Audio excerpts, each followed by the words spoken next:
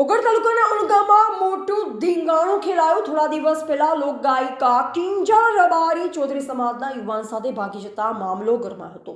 ત્યારબાદ ભાભર તાલુકાના રૂની ગામની ચૌધરી સમાજની દીકરી 2 વર્ષ અગાઉ ઉણગામના રબારી સમાજના યુવાન સાથે ભાગી જતા સમગ્ર પંથકમાં મામલો હિપકે ચડ્યો।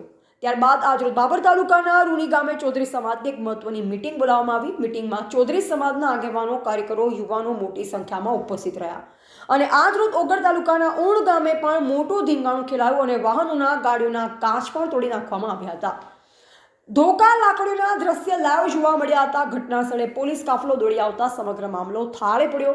રબારી સમાજની, ચૌધરી સમાજની સામસામે દીકરીઓ સામસામે ભગાડી જતા લોકોમાં આક્રોશ જોવા મળ્યો। પથ્થરમારો પોલીસ પર કરાયો તો કઈ રીતની કામગીરી પોલીસ દ્વારા કરવામાં? એટલે ચૌધરી સમાજ દ્વારા અહીંયા એમની એક જે જૂની મેટર હતી એને લઈને પોલીસ સાથે સંઘર્ષમાં ઉતરેલા હતા અને લગભગ 2.5 થી 3 કલાક જેટલી પોલીસ દ્વારા એમને સમજાવટ કરવામાં આવી હતી। ટોળાને વિખેરવા માટે પણ પૂરે સમજ આપવામાં આવેલી હતી, પરંતુ ટોળું જે આક્રમક હતું અને એને કારણે સમજાવટને બાદ પણ એમની જીત પર રહ્યા હતા અને એમણે જ્યારે પોલીસ પર પથ્થરમારો કર્યો ત્યારબાદ પોલીસે બળ વાપર્યું છે। સાહેબ, આ સમગ્ર ઘટનામાં કેટલા પોલીસ કર્મી ઇન્ચાર્જ?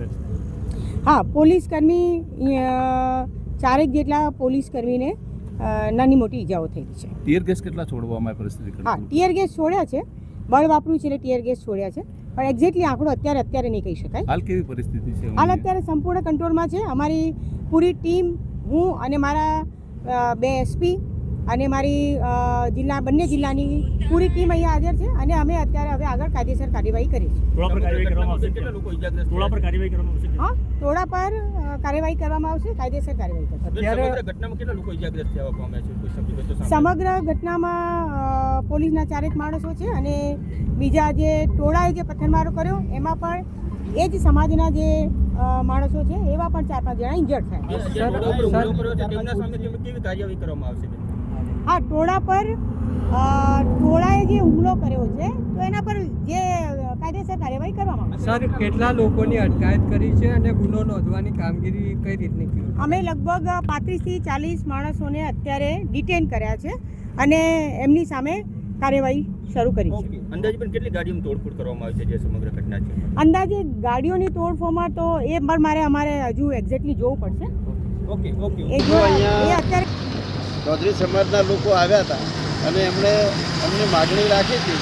એ માગણીઓને સંતોષવા માટે સમયની માગ હતી અને સમય પ્રમાણે ચૌધરી સમાજ, દેસાઈ સમાજ અને ઉણ ગામના આગેવાનો ભેગા મળીને આના રસ્તા કાઢવા માટે એની મિટિંગ થવી જોઈએ, ચર્ચા થવી જોઈએ, એવો સમય અત્યારે હતો નહીં।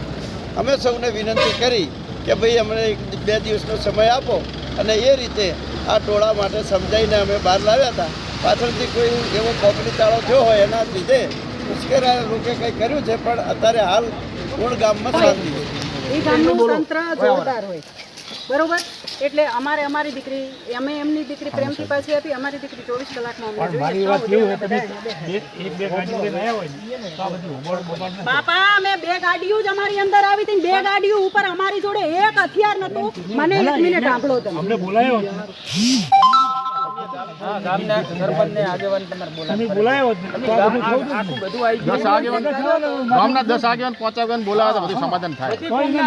અમે શાંતિથી જો બાજવા નતા આવ્યા, અમે ખાલી શાંતિથી વાત કરવા આવ્યા હતા। અમારી 2 ગાડીઓ અમારી જોડે મારબુદાની સાક્ષી એક હથિયાર નતું। એ સીધા જેવી ગાડી એન્ટર થઈ એવી અમને આંભળ્યા વગર ડાયરેક્ટ લાકડીઓ વડે એક ભાઈ તો બોલતાય નથી, ખરા જેમાં હોસ્પિટલમાં દાખલ કર્યા છે। એક ભાઈ